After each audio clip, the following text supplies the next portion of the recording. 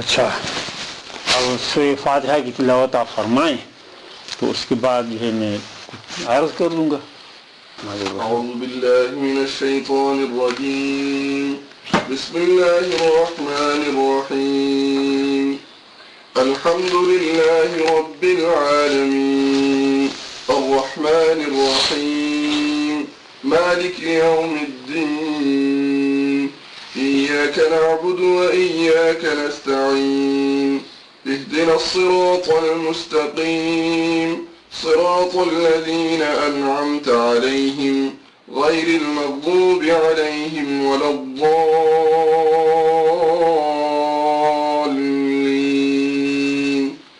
آمين.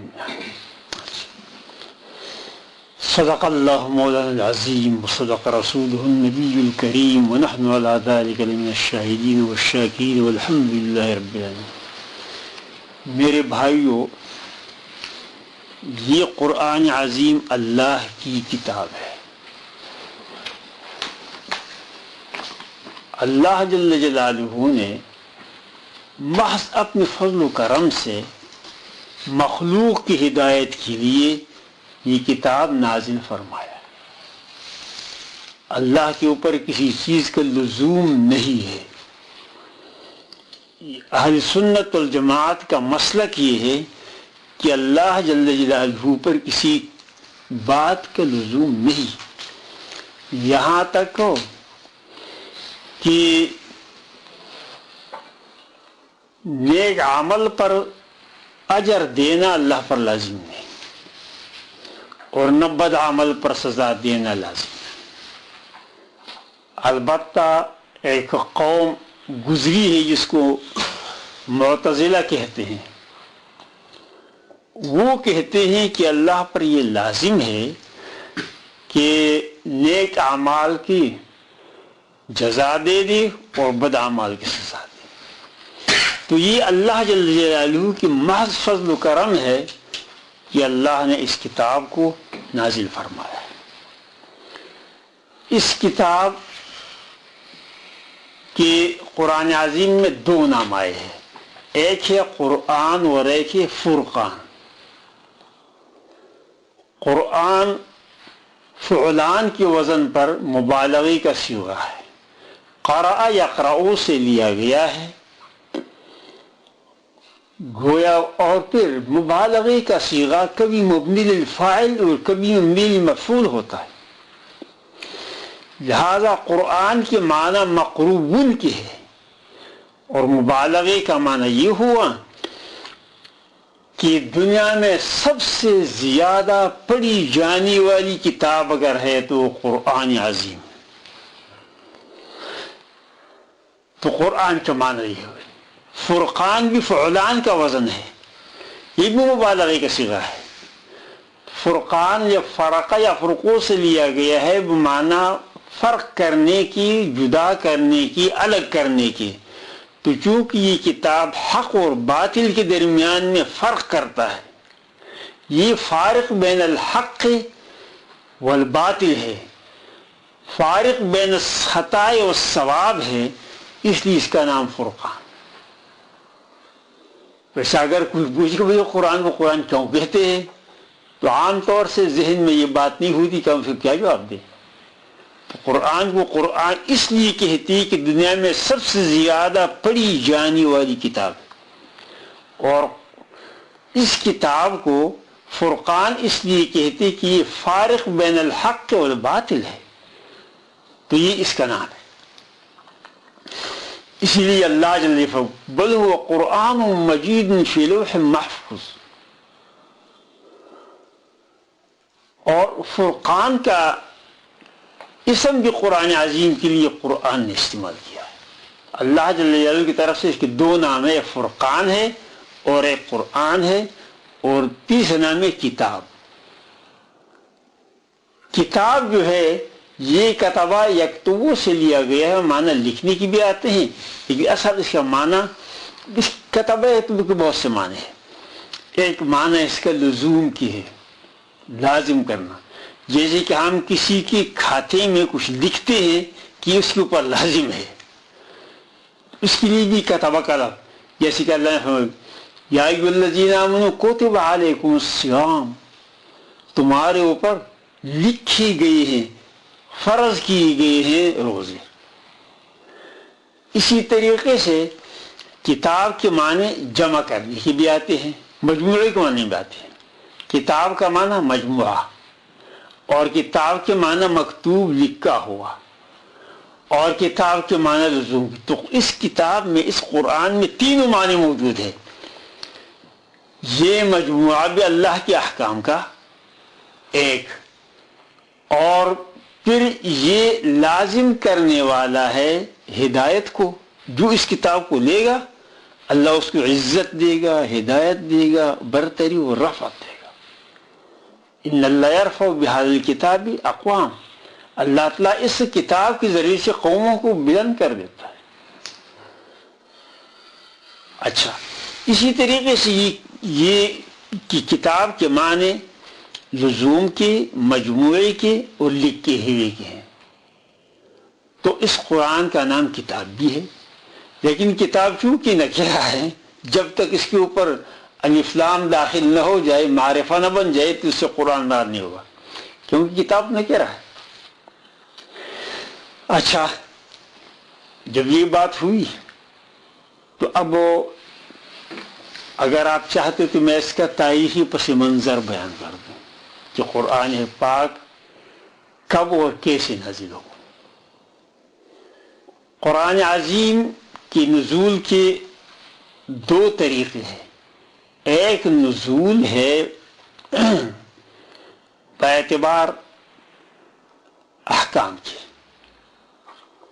یعنی قرآن عظیم جو نازل ہوا ہے تو ایک اس کا نزول اور ترتیب باعتبار لوح محفوظ کی ہے۔ تو 27 رمضان المبارک کو اللہ جل جلالہ نے قرآن عظیم کو مجموعی طور پر لوح محفوظ سے بیت العزت میں اتارا، اور پھر بیت العزت سے دنیا میں 23 سال کی زندگی میں، 23 سال کی مدت میں یہ ایک ایک آیت، دو آیتیں کم و بیش نازل ہوتا رہا۔ تو قرآن عظیم کی سب سے اولین آیتیں جو ہے وہ ہے اقرأ بسم ربک الذی خلق، خلق الانسان من علق، اقرأ وربک الاکرم۔ یہ 5 آیتیں سب سے پہلے نازل ہوئی اس وقت جب کہ حضور اقدس صلی اللہ علیہ وسلم غار حرا میں تھے، اور جبریل علیہ السلام تشریف لائے اور انہوں نے کہا کہ اقرأ یا محمد، بخاری شریف کی روایت ہے کہ اقرأ یا محمد۔ تو آپ صلی اللہ علیہ وسلم نے جواب دیا ما انا بقارئ، میں تو پڑھنے والا نہیں ہوں، میں پڑھا ہوا نہیں ہوں، میں نے کچھ پڑھا سیکھا نہیں ہے۔ تو جبریل علیہ السلام نے ان کو اپنی سینے سے لگا کر کے بینچا، زور دیا، پھر چھوڑ دیا اور فرمایا اقرأ۔ پھر آپ نے یہ جواب دیا کہ ما انا بقارئ۔ تیسری مرتبہ پھر انہوں نے ان کو سینے سے لگایا اور زور دیا اور الگ کرے کہا کہ اقرأ، اقرأ بسم ربک الذی خلق، خلق الانسان من علق، اقرأ وربک الاکرم الذی علم بالقلم، علم الانسان ما لم یعلم۔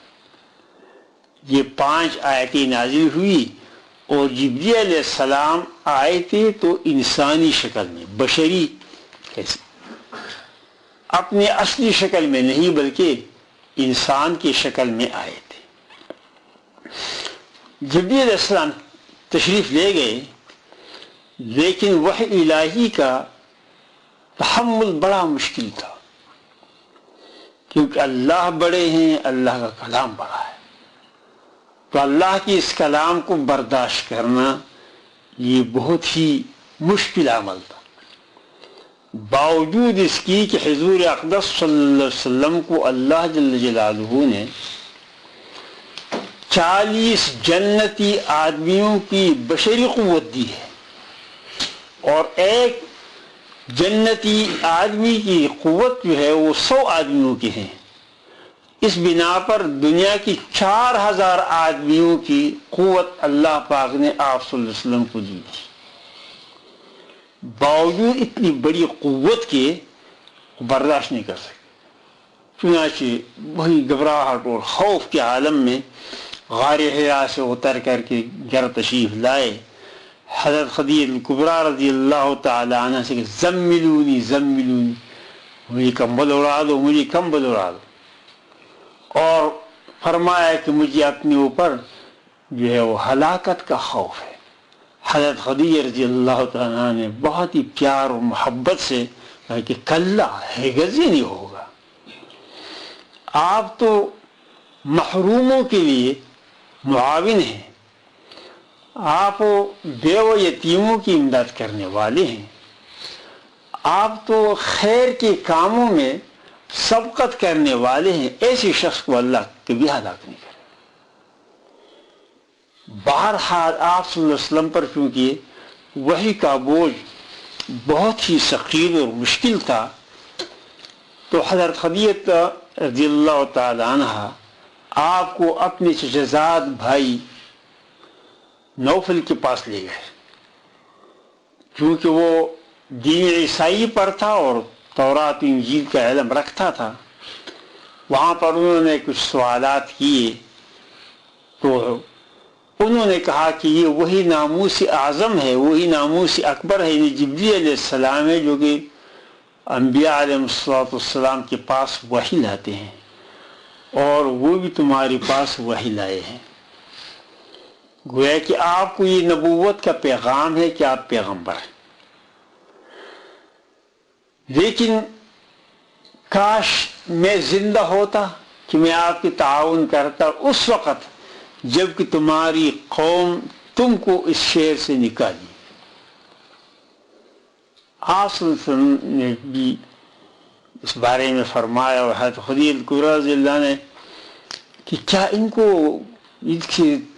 لوگ تو ان سے بڑی محبت کرتے ہیں، صادق اور امین ہے، لوگ ان کو صادق بھی کہتے ہیں، امین بھی کہتے ہیں، یہاں تک کہ ہر شخص اپنی امانتیں ان کے پاس رکھتے ہیں، پھر ان کو کیسے نکالیں گے؟ تو انہوں نے کہا کہ دنیا میں جو بھی ایسا رہبر آیا ہے، رہنما آیا ہے، قوم نے اس کے خلاف خامخواہ قدم اٹھایا اور قوم نے خلاف کیا ہے. اور قرآن عظیم میں بھی فَكُلَّمَا جَاءَكُمْ رَسُولٌ بِمَا لَا تَهْوَىٰ أَنفُسُكُمُ اسْتَكْبَرْتُمْ فَفَرِيقًا كَذَّبْتُمْ وَفَرِيقًا تَقْتُلُونَ. ہر زمانے میں یہ بات ہوئی ہے کہ ہر رہبر اور رہنما کو لوگ پتھر مارتے ہیں، ان کو گالیاں دیتے ہیں، ان کو پھول نہیں دیتے، مٹھائی تقسیم نہیں کرتے، لیکن ان سارے باتوں کے باوجود وہ اپنا کام کرتا چلا جاتا ہے. وہ آخر نتیجہ یہ ہوتا ہے کہ اللہ تعالیٰ اسی کو کامیابی اور عزت عطا فرماتا. بہرحال اس کے بعد 6 مہینے تک وحی بند ہو گئی اور حضور اکرم صلی اللہ علیہ وسلم وحی کی بند ہونے پر اتنی زیادہ پریشان تھے کیونکہ وہ لذت اور وہ مزہ جو آپ کو حصول وحی میں ملا تھا اب وہ بند ہو گیا. وہ فارسی کا شعر ہے نا، دیدار میں نمائی و پرہیز میں کنی، بازار عشق آتش ما تیز میں کنی.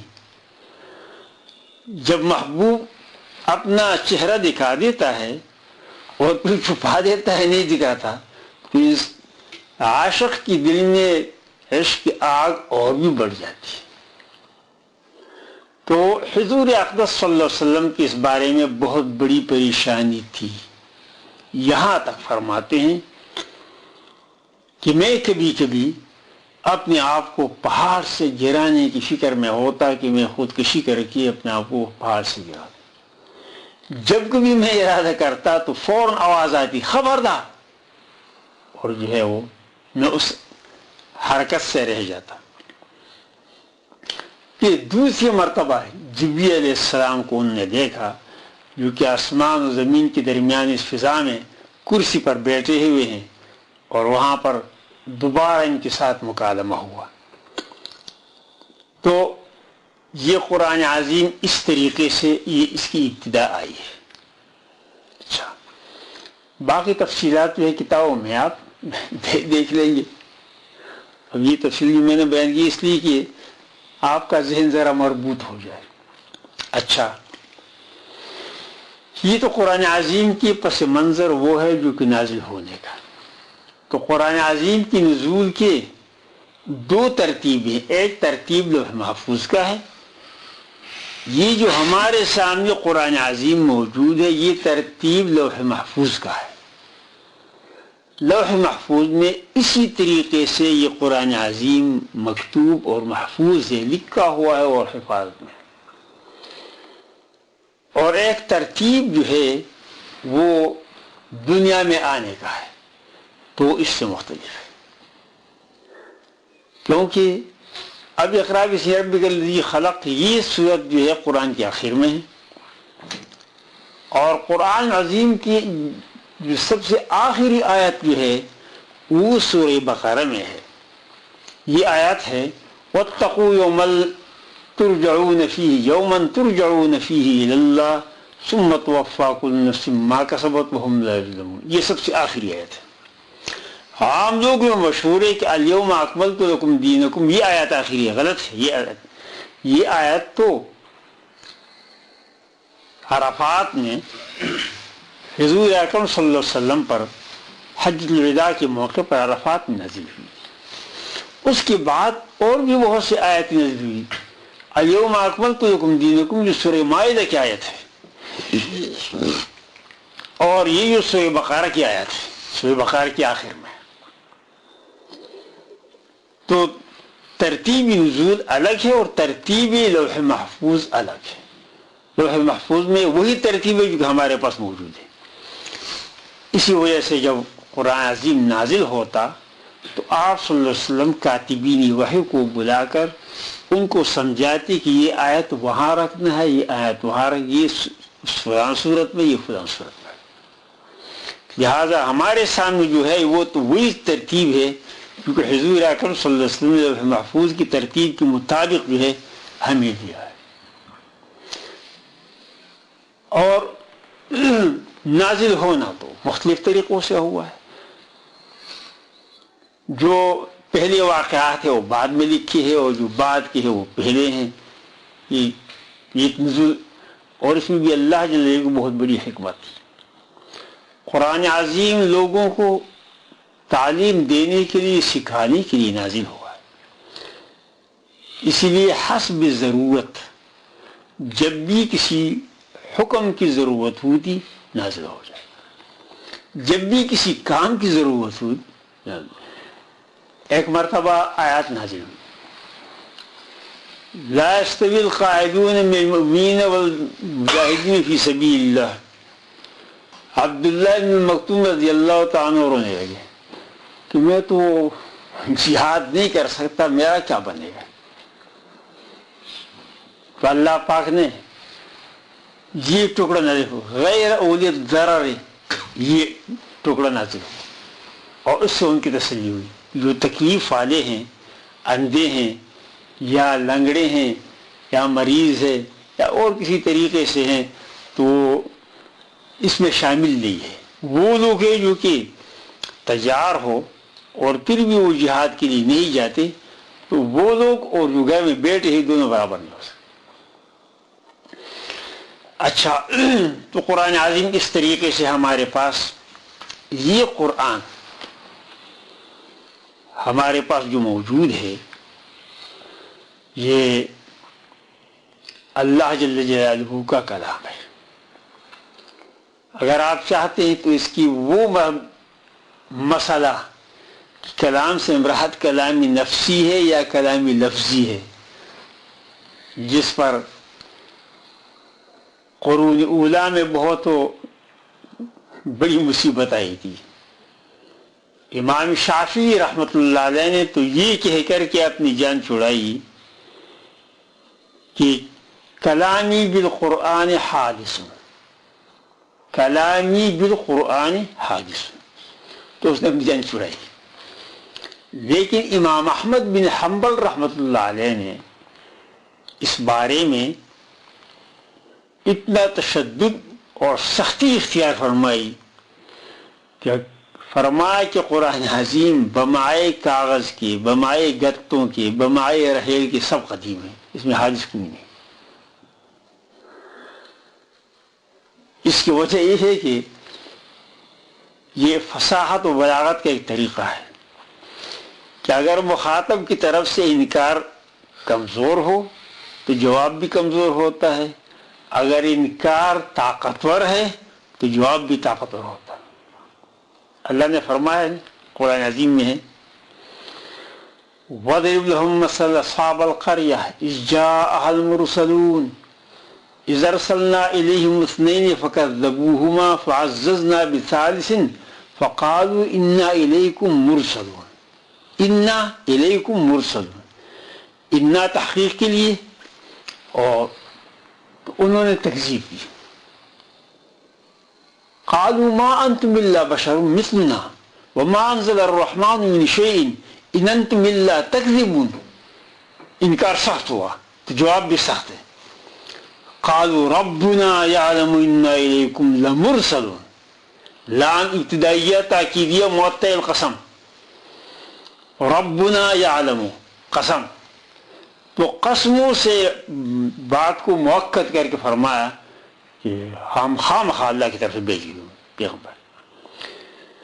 تو امام احمد بن حنبل رحمۃ اللہ نے جب انہوں نے قرآن عظیم کو حادث کہا اور اس پر ڈٹے رہے تو امام احمد بن حنبل رحمۃ اللہ نے بڑی سختی سے، بڑے زور سے تردید کی، اور اسی بنا پر ان کو جیل بھیج دیا گیا اور بڑی مصیبت ان کے اوپر آئی.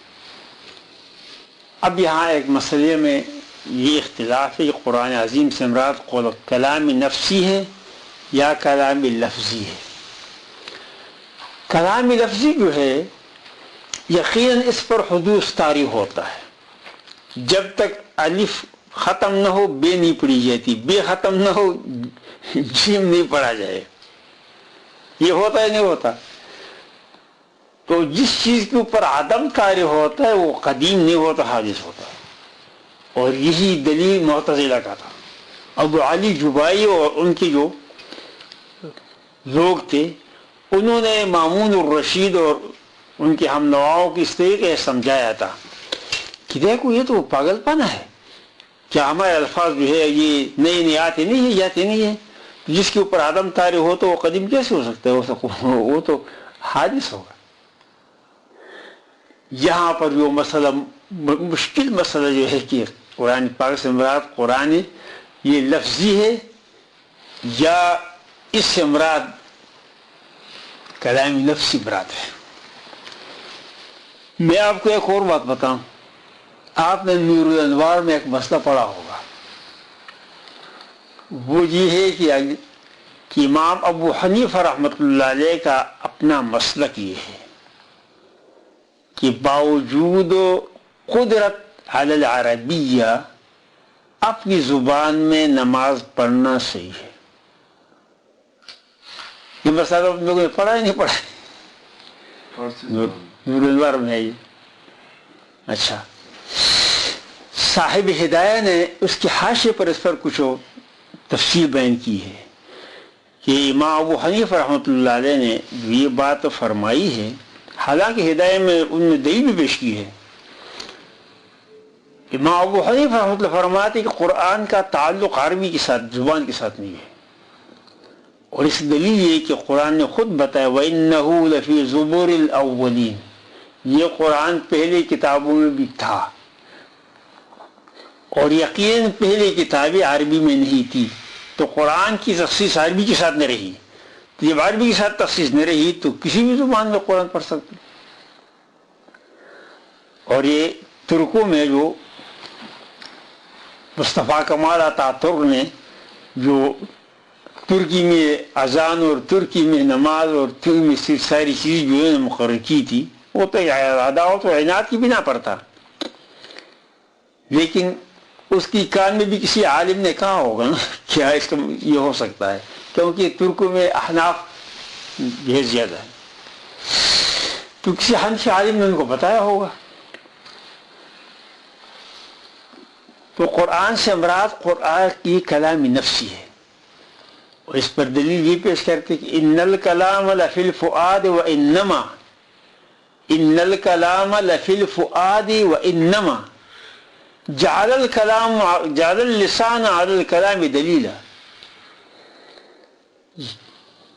اب ایک اور بات آپ ذہن میں رکھ لیں، ہم جو بولتے ہیں یہ کس طرح بولتے ہیں، ہمارے بولنے کا طریقہ کیا ہے؟ کہتے ہیں کہ ذہن میں ایک خیال پیدا ہو جاتا ہے، اس خیال کے پیدا ہونے کے بعد یہ گلے کے اندر باریک باریک رگیں ہیں، ان میں ارتعاش آ جاتا ہے، اس ارتعاش سے آواز پیدا ہوتی ہے، وہ آواز جب منہ میں آ جاتا ہے تو دانتوں اور زبان کی ساخت کی بنا پر اس کے مختلف حروف پیدا ہو جاتے، اور پھر وہ حروف زبان سے منہ سے باہر نکلتے، تو گویا کہ اصل کلام جو ہے دل میں ہے، ان الکلام لفی الفؤاد وانما، باقی کلام لفظی جو ہے یہ دال ہے کلام نفسی پر، گویا کہ کلام لفظی جو ہے یہ تعبیر ہے کس چیز کی؟ کلام نفسی کی۔ لہذا امام ابو حنیفہ رحمۃ اللہ علیہ کے علاوہ صاحبین کا اور تمام مذاہب کا اس پر اتفاق ہے کہ قرآن مجموعہ کلام لفظی اور کلام نفسی دونوں کا مجموعہ ہے۔ کلام لفظی اکیلا وہ نہیں ہے اور کلام نفسی اکیلا وہ نہیں ہے، بلکہ دونوں کے مجموعے کا نام ہے قرآن۔ تو فتویٰ اسی پر ہے۔ لہذا احناف کی یہاں عند العذر اگر کوئی عربی نہ پڑھ سکتا ہو تو کسی دوسری زبان میں وہ نماز پڑھ سکتا ہے، لیکن اگر قدرت عربی یہ ہو تو اس کے لیے کسی دوسری زبان میں نماز پڑھنا ناجائز ہے، نہیں ہو نماز نہیں ہو۔ اچھا، اس اب وہ ایک اور بات، اس کے علاوہ ایک اور بات، قرآن عظیم کو اللہ جل جلالہ نے جو نازل فرمایا ہے، یہ قرآن عظیم 4 مضامین پر مشتمل ہے، اس میں 4 مضامین ہیں۔ ایک مضمون اس کا ہے تذکیر بآلاء اللہ، اللہ جل جلالہ اپنی نعمتوں کا تذکرہ فرما کر لوگوں کو یاد دہانی فرماتے کہ بندے تمہارے اوپر یہ نعمت کی گئی ہے، تم اللہ کی کیوں نہیں مانتے ہو؟ کیونکہ الانسان عبد الاحسان، انسان احسان کا بندہ ہے، اس لیے اللہ نے کیسی پیاری بات فرمائی ہے، ادفع باللتی ہی احسن فاذا الذی بینک وبینہ عداوۃ کانہ ولی حمیم۔ اگر آپ کسی کا منہ میٹھا کر لیں گے تو یقین اس کی دل سے دشمنی نکل جائے گی، دوستی ہے۔ تو سب سے زیادہ احسان کرنے والا چونکہ اللہ ہے، تو اللہ اپنی نعمتوں کا تذکرہ فرماتے ہیں کہ انسان الدنیا خلقت لکم وانکم خلقتم للآخرہ وما خلقت الجن والانس الا لیعبدون۔ ان تمام نعمتوں کو کھا کر کے، ان تمام نعمتوں کو استعمال کر کے پھر بھی تم بھی اللہ کو نہیں مانتے ہو، یہ کیسی کیا حال ہے؟ تو ایک حصہ قرآن عظیم کا اس مضمون پر لگا ہوا ہے جس کو کہتے ہیں تذکیر بآلاء اللہ۔ دوسرا حصہ قرآن عظیم کا جو ہے وہ ہے تذکیر بایام اللہ۔ اللہ جل جلالہ نے پچھلی امتوں کے اور پیغمبروں کے قصے بیان فرمائے ہیں اور عبرت دلائی ہے۔ ان قصوں کے ذکر کرنے کے دو وجہ ہیں. اللہ نے قرآن عظیم میں جتنے قصے بیان فرمائے ہیں ان قصوں کے بیان فرمانے کے دو وجوہات ہیں. حضور اکرم صلی اللہ علیہ وسلم اللہ کے محبوب ہیں اور مخلوق کے غم میں وہ بہت پریشان، بہت زیادہ غمگین ہوتے تھے، بہت غمگین. لعلک باخع نفسک علی الا یؤمنوا بهذا الحدیث اسفا. آپ اپنے کو گلاتے ہیں، ہلاک کریں گے اپنے کو، کتنا غم کرتے ہو. لست علیہم بمسیطر الا من تولی وکفر. آپ ان کے اوپر کوئی نگہبان تو نہیں ہے، آپ کی ذمہ داری نہیں ہے آپ سے پہنچانے والے. اللہ تسلی دیتے ہیں، لیکن آپ کا غم بہت زیادہ تھا. یہ ایک نفسیاتی بات ہے کہ اگر کوئی شخص بیمار ہو یا غمگین ہو، اگر آپ ان کو قصہ سنائیں تو تھوڑی دیر کے لیے وہ اپنا غم اور اپنی بیماری کی تکلیف بھول جاتا. یہ ایک نفسیاتی بات ہے.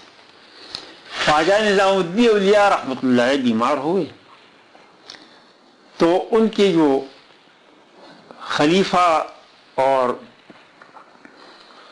خاص مرید تھے شیرین خسرو رحمۃ اللہ علیہ، انہوں نے ان کے لیے 4 درویش کا قصہ ان کو سنایا. 4 درویش کا قصہ انہوں نے لکھا، انہوں نے سنایا. اب بھی یہ 4 درویش کے قصے جو ہے اردو میں وغیرہ وغیرہ زبان میں ملتی ہے. 4 درویش کے قصے ہیں وہ.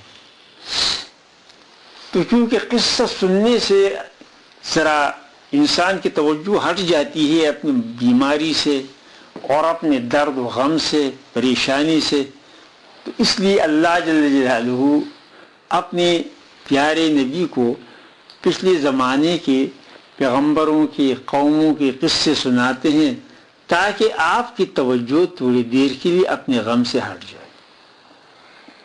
ایک سبب اس میں یہ.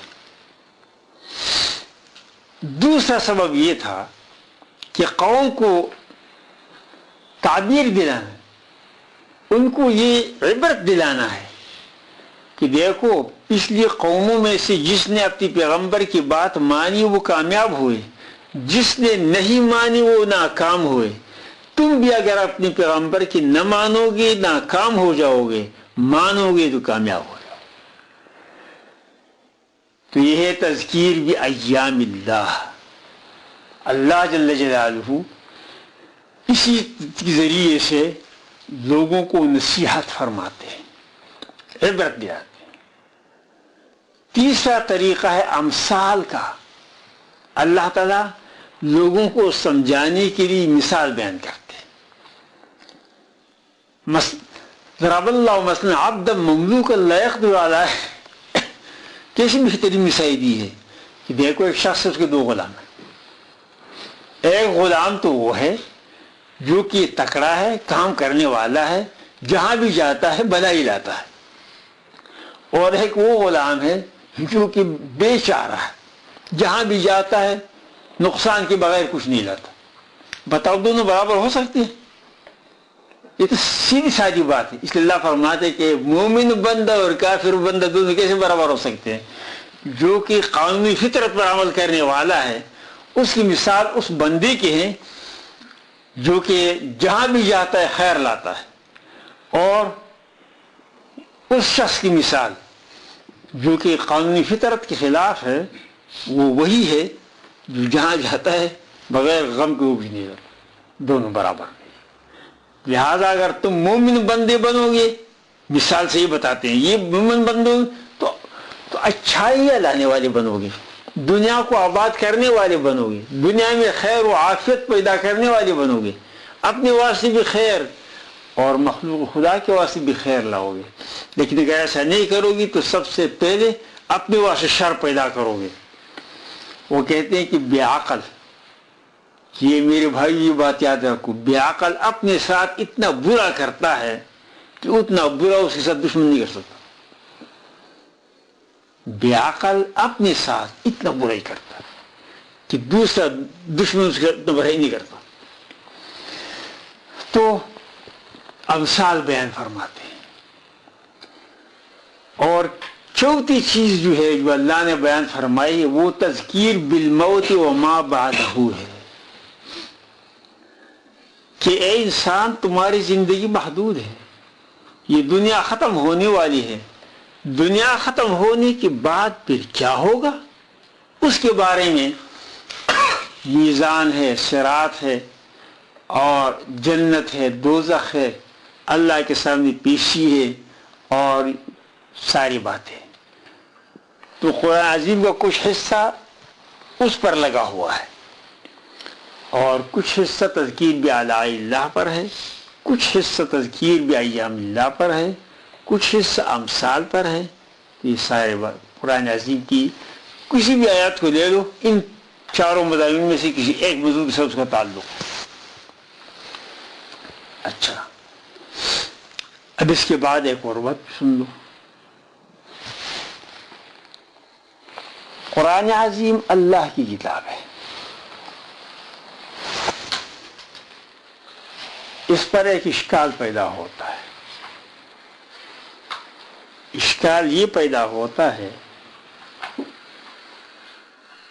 کہ اللہ بہت بڑے ہیں، اللہ کی بڑائی کی کوئی حد نہیں ہے.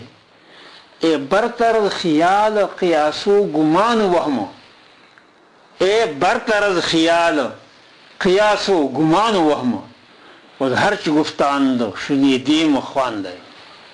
دفتر تمام گشت بپایان رسید عمر ما ہم چنا درو ولی وصفیت ماند ہے. اللہ بہت بڑے. اس بڑی اللہ کی کتاب کو اگر ہم دیکھتے ہیں تو اس کی شان اور کتاب کی حیثیت کو دیکھیں تو بعض لوگوں کے ذہن میں یہ بات آتی ہے اس سے بڑے اللہ کا یہ کتاب ہے، جو کہ بظاہر ہمیں غیر مرتب معلوم ہوتا ہے.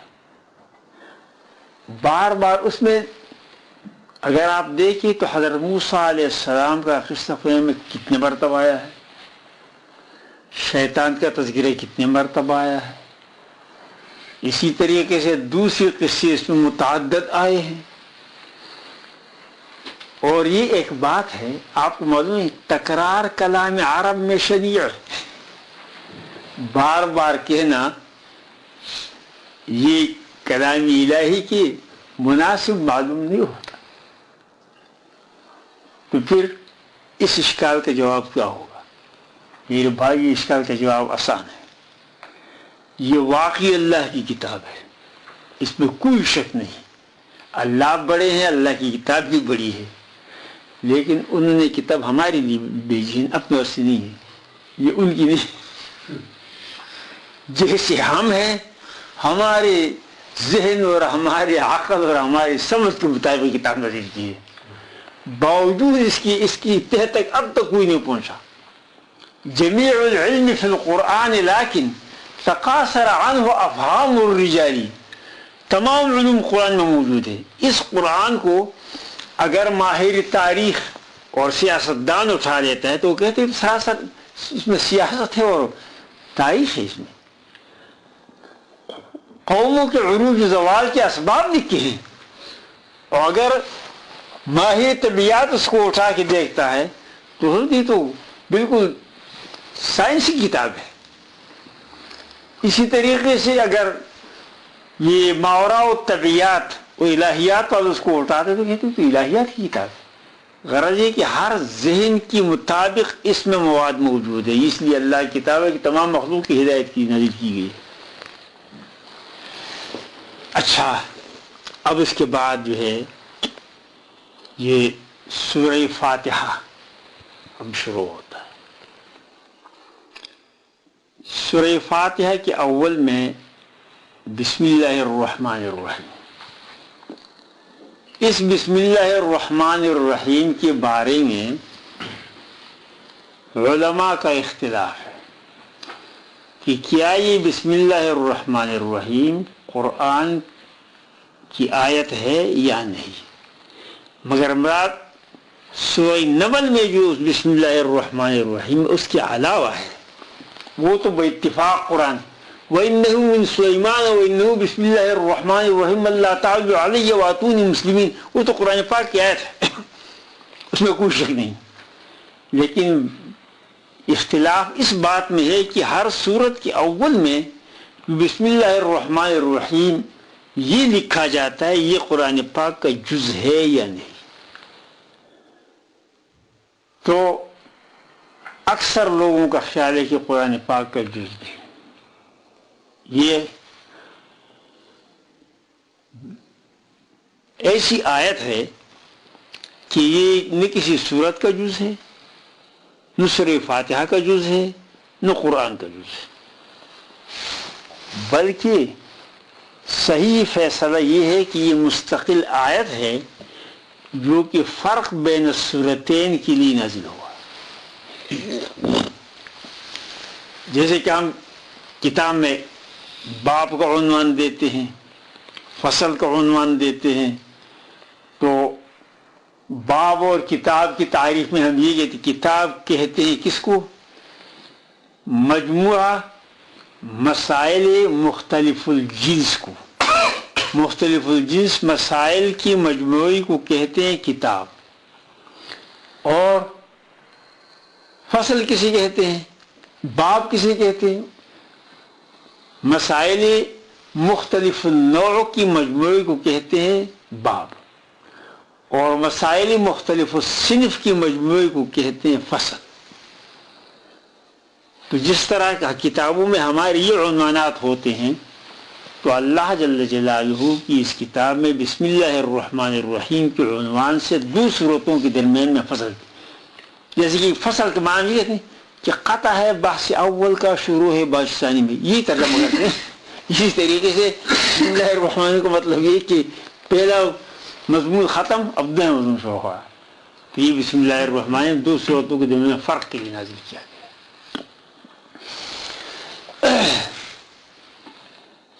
اچھا، یہ اس پر اتفاق ہے کہ بسم اللہ الرحمن الرحیم جو ہے یہ قرآن عظیم، یہ آیت تو ہے اگرچہ قرآن عظیم کا جز، مگر آیت ہے، آیت ہونے میں کوئی شک نہیں. اور یہ آیت اس لیے ہے کہ قرآن عظیم کے اندر قرآن عظیم کے خلاف کسی چیز کی لکھنے کی اجازت نہیں. یہ اس کی دلیل ہے کہ یہ بسم اللہ الرحمن الرحیم جو سورتوں کے اول میں لکھا جاتا ہے قرآن کے اندر، تو یہ قرآن کا جز ہے، اگرچہ سورت کا جز نہ ہو لیکن قرآن کا جز. بہرحال اچھا، یہ فرق بین سورتین کے لیے نازل ہوا ہے.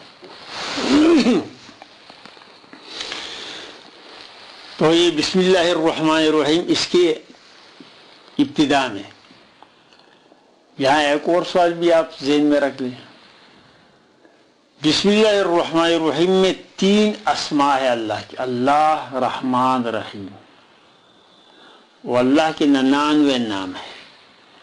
ان 3 ناموں کی خصوصیت کس بنا پر ہے؟ دوسرے نام بسم اللہ الرحمن الرحیم میں استعمال کیوں نہیں ہوئے؟ اس کا جواب یہ ہے کہ ہر چیز کی 3 حالتیں ہوتی ہیں: ابتدا، بقا، انتہا. ایک چیز پیدا ہوئی، کچھ دیر کے لیے رہی اور پھر ختم ہو گئی. ان تینوں ناموں میں ان تینوں حالتوں کی طرف اشارہ ہے. اللہ میں اشارہ ہے کہ ایجاد اللہ کی طرف سے، ابتدا اللہ کی طرف سے ہے، تمام کائنات کی ابتدا اللہ کی طرف سے. اور رحمان کہتے ہیں روزی پہنچانے والے کو، ہر روزی کھانے والے کے لیے. اور روزی کی حالات بھی مختلف ہوتے ہیں، ہر ایک کے لیے اس کی شان کے مطابق، کیونکہ کائنات میں 2 قسم کے، ایک اجسام لطیفہ ہے، ایک اجسام کثیفہ ہے. اجسام کثیفہ کے لیے رزق کثیف ہے اور اجسام لطیفہ کے لیے رزق لطیف ہے. تو لطیف کو لطیف دینا اور کثیف کو کثیف دینا، یہ کس کا کام ہے؟ رحمان کا کام ہے. اسی کی بنا پر بقا موجود ہے. اس لیے آپ یہ بھی ذہن میں رکھ لیں کہ 3 قسم کی روح ہے، ایک روح حیوانی ہے، ایک روح نباتی ہے، ایک روح جمادی ہے۔ روح حیوانی کے پالنے والے بھی اللہ، روح نباتی کا پالنے والا بھی اللہ، اور روح جمادی کا پالنے والا بھی اللہ۔ جمادات کو رزق دینے والا بھی اللہ، جمادات کا رزق الگ ہے، نباتات کا الگ ہے، حیوانات کا الگ ہے، جنات کا الگ ہے، فرشتوں کا الگ ہے، کیونکہ جنات جو ہے وہ اجسام لطیفہ ہے، فرشتے لطیف ہیں، تو لطیف کو لطیف رزق ملتا ہے اور کثیف کو کثیف رزق ملتا ہے۔ عبداللہ بن مسعود رضی اللہ عنہ سے روایت ہے، اور یہ روایت مفتی صاحب آپ نے نبیذ التمر کے مسئلے میں دیکھا ہوگا، ہمارا استدلال ہے اس سے کہ ہم کہتے ہیں نبیذ التمر سے حضور جائز ہے۔ عبداللہ بن مسعود فرماتے ہیں کہ ایک مرتبہ رات کو حضور اکرم صلی اللہ علیہ وسلم نے مجھے حکم دیا کہ چل میرے ساتھ، میرے چھاگل میں، میرے مشکیزے میں نبیذ التمر تھا،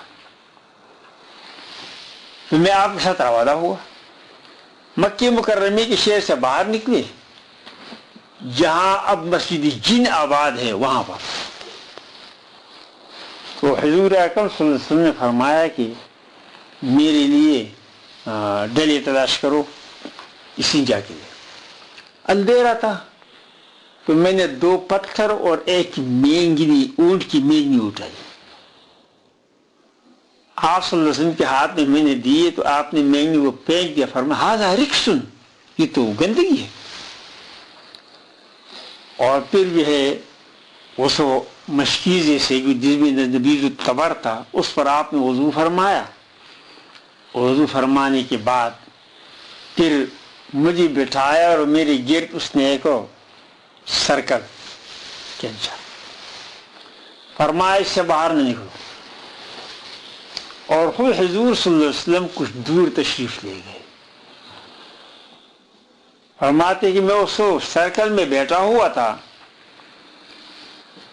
اور میں دیکھ رہا تھا کہ ایک محیب قسم کی مخلوق، لمبے لمبے قد کے ہیں، چوڑے چوڑے قد کے ہیں، چھوٹے ہیں، بڑے قسم کے، یہ لوگ جا رہے ہیں، میں ان کو دیکھ رہا ہوں، وہ مجھے نہیں دیکھتے۔ چنانچہ وہ جب جمع ہوئی، حضور اکرم صلی اللہ علیہ وسلم نے ان کو اللہ کا کلام اور پیغام سنایا، قل اوحی الی انہ استمع نفر من الجن فقالوا انا سمعنا قرآنا عجبا یہدی الی الرشد فآمنا بہ۔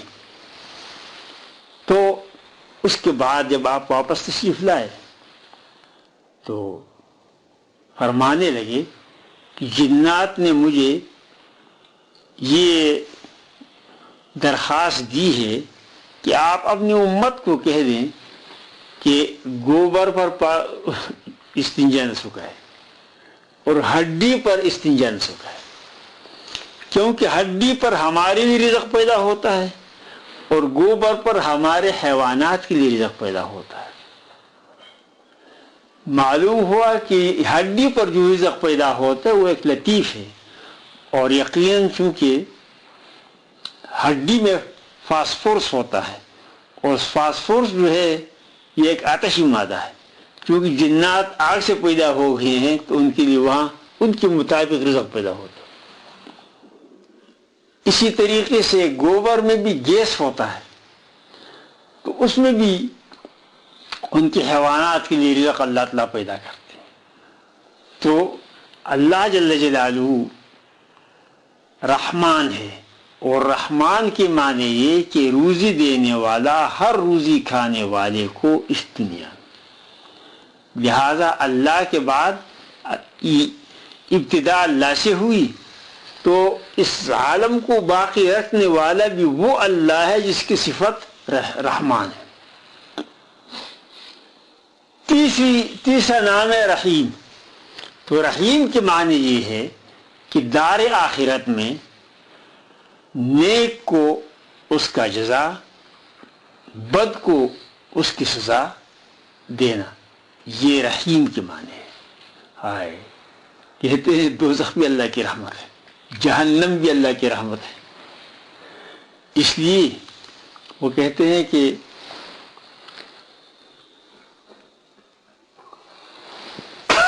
دوزخ کرا بسوزت کربول آپ نے باشد. اس لیے اگر دوزخ نہ ہو تو پھر یہ اشرار کا انجام کیسے ملے گا؟ اشرار کو اپنے انجام تک پہنچانا یہ بھی اللہ کی رحمت ہے.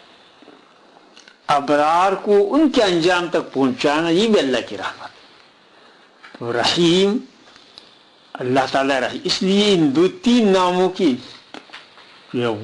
انتخاب ہوا. بسم اللہ الرحمن الرحیم.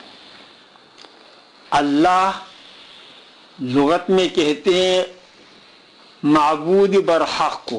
اللہ کے معنی لغت میں معبود برحق، اور اصطلاح میں اللہ عالم ہے اس ذات کے لیے جو واجب الوجود ہے، مستجمع ہے، جمیع صفات کمالیہ، ابدیہ، سرمدیہ، مطلقہ، کلیہ کے لیے، اور منزہ ہے نقصان سے.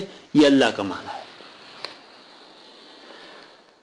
اچھا، تو اللہ سے ایجاد اور رحمان دلالت کرتا ہے اس کی بقا پر، اور رحیم دلالت کرتا ہے اس کی فنا پر. تو ہر چیز کے لیے 3 حالتیں ہوتی ہیں: ابتدا، بقا، انتہا. تو ابتدا اللہ سے، بقا رحمان سے، اور انتہا رحیم سے. اس لیے بسم اللہ الرحمن الرحیم میں 3 نام ذکر کیے گئے. وآخر دعوانا الحمدللہ.